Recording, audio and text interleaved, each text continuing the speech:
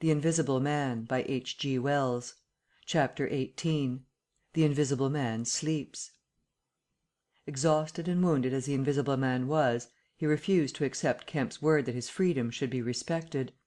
He examined the two windows of the bedroom, drew up the blinds and opened the sashes, to confirm Kemp's statement that a retreat by them would be possible. Outside the night was very quiet and still, and the new moon was setting over the down.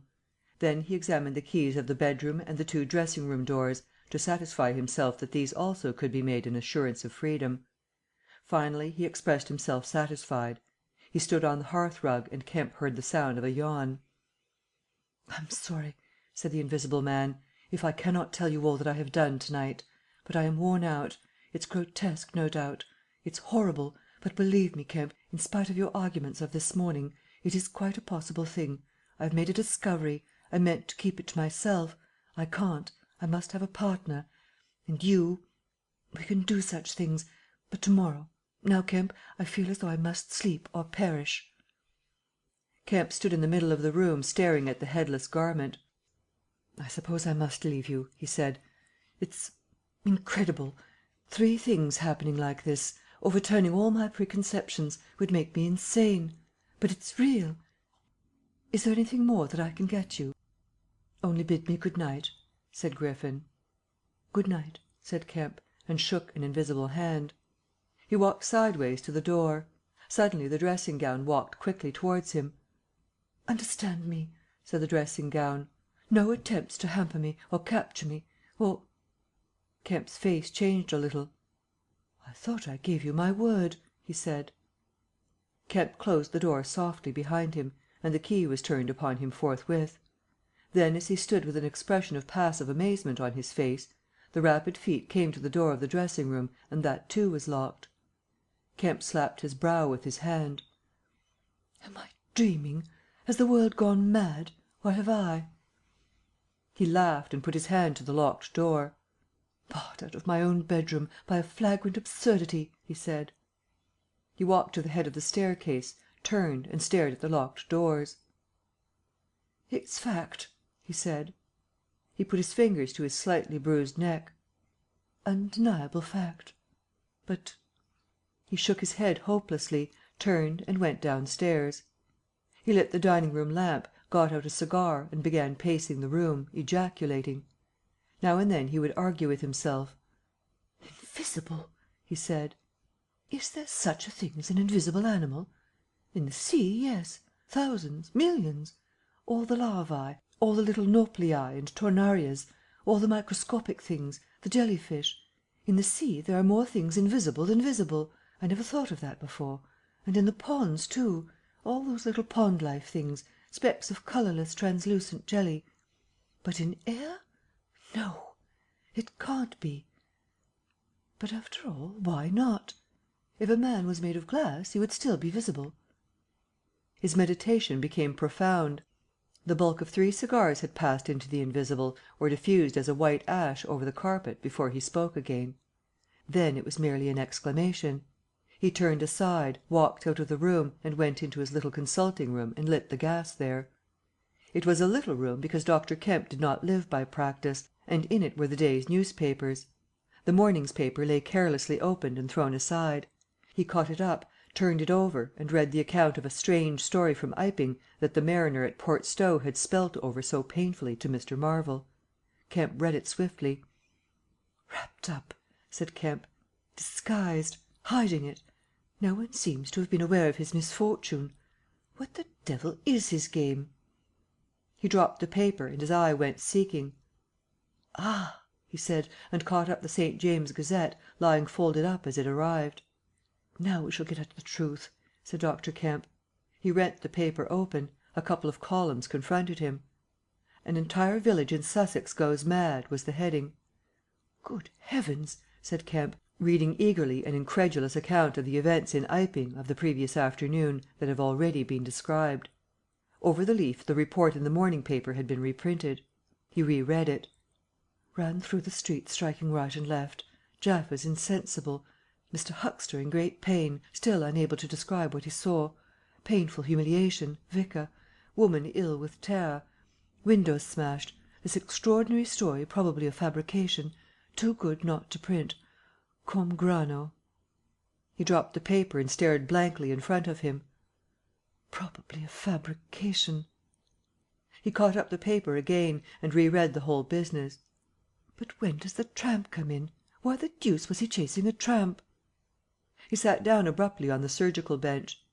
"He's not only invisible," he said, "but he's mad, homicidal." When dawn came to mingle its pallor with the lamplight and cigar smoke of the dining room, Kemp was still pacing up and down, trying to grasp the incredible. He was altogether too excited to sleep. His servants, descending sleepily, discovered him, and were inclined to think that overstudy had worked this ill on him. He gave them extraordinary but quite explicit instructions to lay breakfast for two in the Belvedere study, and then to confine themselves to the basement and ground floor. Then he continued to pace the dining room until the morning's paper came.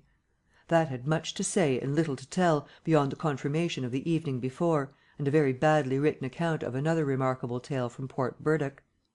This gave Kemp the essence of the happenings at the Jolly Cricketers, and the name of Marvel. "He has made me keep with him 24 hours," Marvel testified. Certain minor facts were added to the Iping story, notably the cutting of the village telegraph wire. But there was nothing to throw light on the connection between the Invisible Man and the tramp, for Mr. Marvel had supplied no information about the 3 books, or the money with which he was linked. The incredulous tone had vanished, and a shoal of reporters and inquirers were already at work elaborating the matter. Kemp read every scrap of the report, and sent his housemaid out to get every one of the morning papers she could. These also he devoured. "He is invisible," he said, "and it reads like rage growing to mania. The things he may do, the things he may do, and he's upstairs free as the air. What on earth ought I to do? For instance, would it be a breach of faith if... No?" He went to a little untidy desk in the corner and began a note. He tore this up half written and wrote another. He read it over and considered it. Then he took an envelope and addressed it to Colonel Addy, Port Burdock. The Invisible Man awoke even as Kemp was doing this. He awoke in an evil temper, and Kemp, alert for every sound, heard his pattering feet rush suddenly across the bedroom overhead. Then a chair was flung over and the washstand tumbler smashed. Kemp hurried upstairs and rapped eagerly. Chapter 19. Certain First Principles. "What's the matter?" asked Kemp when the Invisible Man admitted him. "Nothing," was the answer. "But confound it, the smash!" "Fit of temper," said the Invisible Man. "Forgot this arm, and it's sore. You're rather liable to that sort of thing." "I am." Kemp walked across the room and picked up the fragments of broken glass. "All the facts are out about you," said Kemp, standing up with the glass in his hand. "All that happened in Iping and down the hill. The world has become aware of its invisible citizen, but no one knows you are here." The Invisible Man swore. "The secret's out. I gather it was a secret. I don't know what your plans are, but of course I'm anxious to help you." The Invisible Man sat down on the bed. "There's breakfast upstairs," said Kemp, speaking as easily as possible, and he was delighted to find his strange guest rose willingly. Kemp led the way up the narrow staircase to the Belvedere. "Before we can do anything else," said Kemp, "I must understand a little more about this invisibility of yours." He had sat down, after one nervous glance out of the window, with the air of a man who has talking to do. His doubts of the sanity of the entire business flashed and vanished again as he looked across to where Griffin sat at the breakfast table, a headless, handless dressing gown, wiping unseen lips on a miraculously held serviette. "It's simple enough and credible enough," said Griffin, putting the serviette aside and leaning the invisible head on an invisible hand. "No doubt to you, but..." Kemp laughed. "Well, yes, to me it seemed wonderful at first, no doubt. But now, great God! But we will do great things yet. I came on the stuff first at Chesilstowe." "Chesilstowe?" "I went there after I left London. You know I dropped medicine and took up physics?" "No. Well, I did. Light fascinated me." "Ah!" "Optical density. The whole subject is a network of riddles, a network with solutions glimmering elusively through, and being but 22 and full of enthusiasm, I said, I will devote my life to this. This is worth while. You know what fools we are at 22." "Fools then or fools now," said Kemp. "As though knowing could be any satisfaction to a man." "But I went to work, like a slave. and I had hardly worked and thought about the matter 6 months before light came through one of the meshes suddenly, blindingly. I found a general principle of pigments and refraction, a formula, a geometrical expression involving 4 dimensions. Fools, common men, even common mathematicians, do not know anything of what some general expression may mean to the student of molecular physics.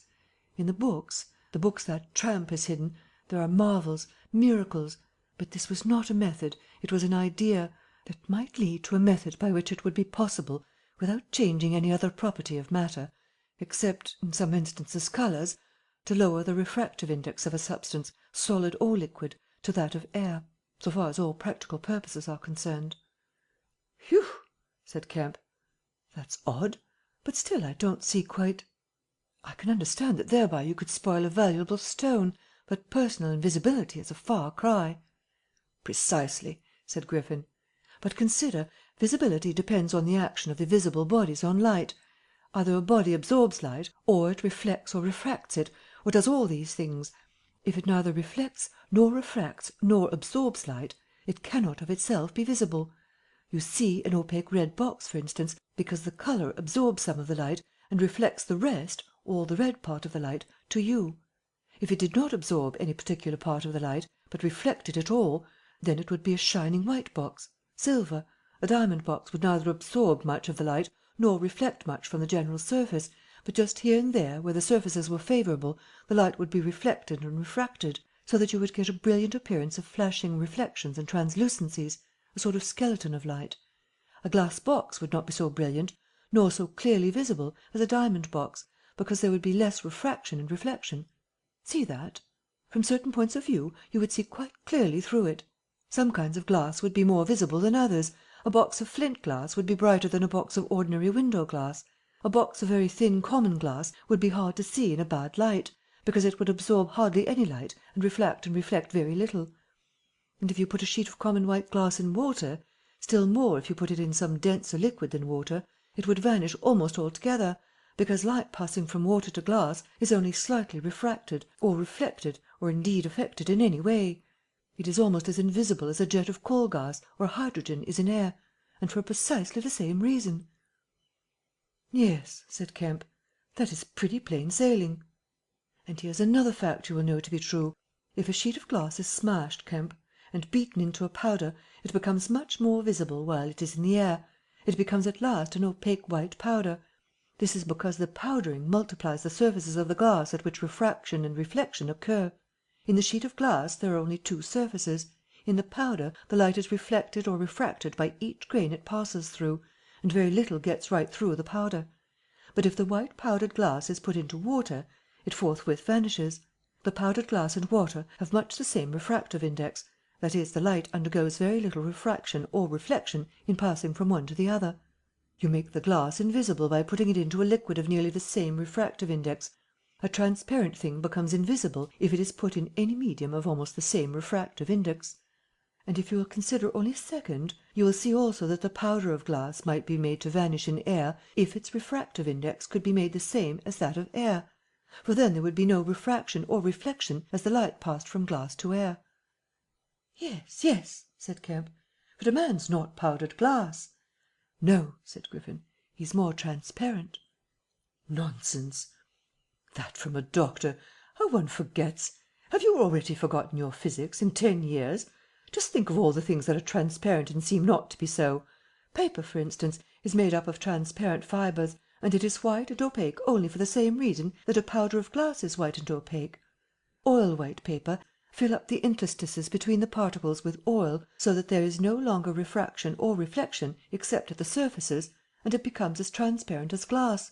And not only paper, but cotton fibre, linen fibre, wool fibre, woody fibre, and bone, Kemp, flesh, Kemp, hair, Kemp, nails and nerves, Kemp. In fact, the whole fabric of a man, except the red of his blood and the black pigment of hair, are all made up of transparent colourless tissue. So little suffices to make us visible one to the other. For the most part, the fibres of a living creature are no more opaque than water." "Great heavens!" cried Kemp. Of course, of course. I was thinking only last night of the sea larvae and all jellyfish." "Now you have me. And all that I knew and had in mind a year after I left London, 6 years ago, but I kept it to myself. I had to do my work under frightful disadvantages. Oliver, my professor, was a scientific bounder, a journalist by instinct, a thief of ideas. He was always prying, and you know the knavish system of the scientific world. I simply would not publish, and let him share my credit. I went on working. I got nearer and nearer making my formula into an experiment, a reality. I told no living soul, because I meant to flush my work upon the world with a crushing effect, and become famous at a blow. I took up the question of pigments to fill up certain gaps, and suddenly, not by design but by accident, I made a discovery in physiology." "Yes?" "You know the red colouring matter of blood? It can be made white, colourless, and remain with all the functions it has now." Kemp gave a cry of incredulous amazement. The Invisible Man rose and began pacing the little study. "You may well exclaim. I remember that night. It was late at night. In the daytime one was bothered with the gaping, silly students, and I worked then sometimes till dawn. It came suddenly, splendid and complete in my mind. I was alone. The laboratory was still, with the tall lights burning brightly and silently. In all my great moments I have been alone. One could make an animal, a tissue, transparent. One could make it invisible. All except the pigments. I could be invisible, I said, suddenly realizing what it meant to be an albino with such knowledge. It was overwhelming. I left the filtering I was doing and went and stared out of the great window at the stars. I could be invisible, I repeated. To do such a thing would be to transcend magic, and I beheld, unclouded by a doubt, a magnificent vision of all that invisibility might mean to a man, the mystery, the power, the freedom. Drawbacks I saw none. You have only to think. And I, a shabby, poverty-struck, hemmed-in demonstrator, teaching fools in a provincial college, might suddenly become this. I ask you, Kemp, if you, anyone, I tell you, would have flung himself upon that research. And I worked 3 years, and every mountain of difficulty I toiled over showed another from its summit. The infinite details and the exasperation. A professor, a provincial professor, always prying. When are you going to publish this work of yours, was his everlasting question. And the students, the cramped means. 3 years I had of it. And after 3 years of secrecy and exasperation, I found that to complete it was impossible. Impossible." "How?" asked Kemp. "Money," said the Invisible Man, and went again to stare out of the window. He turned around abruptly. "I robbed the old man, robbed my father. The money was not his, and he shot himself." End of chapters 18 and 19.